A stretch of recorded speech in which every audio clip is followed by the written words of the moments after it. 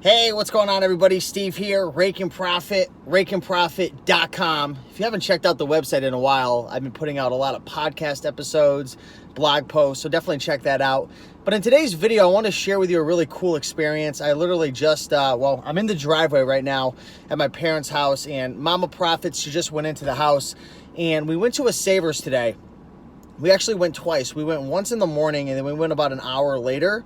And the first time that we went, we only found 2 books, but right before we were getting ready to leave, we noticed that a large donation had come in through the door, and they like wheel it out in these huge carts, like they're gigantic, and we saw a bunch of books in it, and they were going to the back. So we knew that probably within the next couple of hours, these books were going to get processed and brought out onto the floor, just based on the patterns that we've seen at this specific thrift store. And the first thing I want to mention is, get a feel for your thrift stores and the patterns that they adopt, right? There's going to be certain thrift stores that when they get new inventory, it takes them a day or two to process. Other ones, they're going to be right on the ball and they're going to get it out just because they have so much volume of donations. We knew, just based on our experience, that this thrift store, they process their donations quickly for the most part during the week. So what we decided to do was we decided to come back about an hour and a half later to this thrift store, and we absolutely crushed it. I mean, we probably made $200 to $300 profit. And if you're watching this video today, be sure to go check out my Instagram at Raiken Profit, or check out my mom's Instagram at Mama Profit.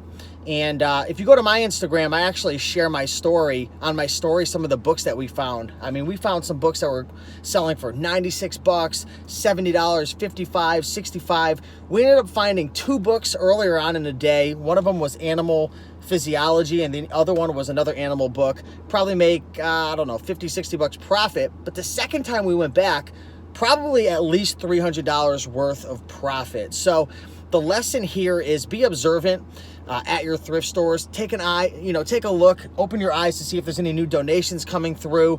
Also, sometimes it's worth it to visit your thrift stores multiple times during the day. Some thrift stores, they process new donations 3, 4, 5, 6 times during the day. They'll bring out new inventory at different periods of the day. Some of them only bring stuff out in the morning and at night. Some only do it in the middle of the day. It's just different all the time. So be very observant. One practice that I had my mother doing when she was new to selling books is I had her get a little notebook, and she used to just hold it in the glove compartment. And every time she would visit a thrift store, she would write down the date she went, the day that she went, the time that she went, what she found, if it was good or bad, and if there was competition. And if you do that over a 30, 60, 90-day period, you're going to start to develop a really good sense of when the opportunities are, when the competition is there, so you can work around them, and the best times to go. So that's a great exercise to practice right there. But don't be scared to go to these thrift stores multiple times per day. Also, don't be scared to say hey to one of the employees that are processing the books or the toys or the clothes, whatever you're looking for, and say, hey, do you guys have any more clothes? Do you guys have any more books? Like, do you know if you're going to be bringing any more books out? And we actually asked today after we hit the huge home run, and she said, no, this is pretty much it. So probably not going to go back today. But again, and this is another lesson that I've learned from thrifting, you can know all the patterns. You can know when the employees process. You can know when the competition's there, when they're not. But sometimes you're just going to get lucky. Sometimes they're just going to wheel out brand new, fresh inventory at Savers or Goodwill or at Salvation Army, just randomly. And it's hit or miss at times. Sometimes you get lucky. Sometimes you don't find much. So that's why at the end of the day, you got to visit these thrift stores frequently. You've got to get to know the workers. You got to get to know the patterns, and you just got to go consistently. It's like that with anything in life. If you want to be successful, the people who succeed, the people who are rewarded with the results, are the ones who take action on a regular, consistent basis over a long period of time. So don't beat yourself up if you go to a thrift store and you don't find anything. It happens all the time. We leave empty-handed, right? And that's usually because we're looking for specific items.